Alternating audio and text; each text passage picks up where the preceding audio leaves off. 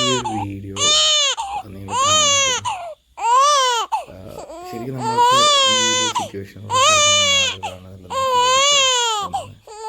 രണ്ടാമത്തെ കാര്യം, നമ്മൾ ഒരു മാതാപിതാക്കളൊക്കെ ആവുന്ന സമയത്ത് ഇപ്പോൾ നമ്മുടെ കുട്ടിയും ഈ സ്റ്റേജിലൂടെ കടന്നു പോകുന്നത് അല്ലെങ്കിൽ കടന്നു പോയിട്ടുണ്ട് എന്നുള്ളത് നമുക്കറിയാം.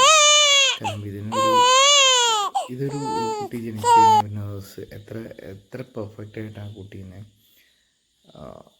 എന്താ പറയുക എല്ലാ കാര്യങ്ങളും ചെയ്ത്, പക്ഷെ നമുക്ക് കാണുമ്പോൾ കുറച്ച് വേദന തോന്നുന്ന ഒരു കാര്യമാണ്. നമ്മുടെ കുട്ടീനെ തലതൂക്കിയിട്ട് വേദനിപ്പിക്കും.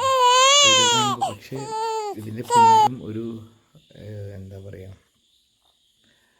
സർവൈവ് ചെയ്യാനുള്ള അല്ലെങ്കിൽ അതിനെ സർവൈവ് ആക്കാനുള്ള ഒരുപാട് കാര്യങ്ങൾ നേഴ്സ് ചെയ്യുന്നുണ്ടെന്നുള്ളത് നമുക്കിതൊക്കെ കാണുമ്പോഴാണ് മനസ്സിലാവുന്നത്. കാരണം ഞാൻ ഈ ഒരു സിറ്റുവേഷനിലൂടെ പോയിട്ടുള്ള മനുഷ്യനാണ്. ഞാൻ ഈ സിറ്റുവേഷനിൽ ഇങ്ങനെ കണ്ടപ്പോൾ ദേഷ്യം വന്നിട്ടുണ്ട്. പക്ഷേ അതവർ ജോലിയുടെ ഭാഗമായിട്ട് അല്ലെങ്കിൽ ആ കുട്ടീനെ കംഫർട്ടബിൾ ആക്കാൻ വേണ്ടിയിട്ട് അല്ലെങ്കിൽ അതിൻ്റെ എവിടെയെങ്കിലും ശ്വാസതടസ്സമോ കാര്യങ്ങളോ ഒന്നും ഇല്ലാതിരിക്കാൻ വേണ്ടിയിട്ടൊക്കെ ചെയ്യുന്ന കാര്യങ്ങളാണ്. അപ്പോൾ ശരിക്കും പറഞ്ഞാൽ കുട്ടി ജനിച്ചു കഴിഞ്ഞാൽ കുട്ടി കരയണമെന്നാണ്. കരയാത്ത കുട്ടികളെ ഇതേപോലെ തന്നെ പതിയെ അവർ ഒരു ഉറക്കടിക്കുന്ന കുട്ടിക്ക് ഒരു രക്ഷയില്ലാത്ത വീഡിയോ. ഇത് നമ്മൾ കാണണം, ശരിക്കും നമ്മൾ കണ്ട് നമ്മൾ മനസ്സിലാക്കുക തന്നെ വേണം. ഇതൊക്കെയാണ് ഒരു ലേബർ റൂമിനകത്ത് നടക്കുന്നത്.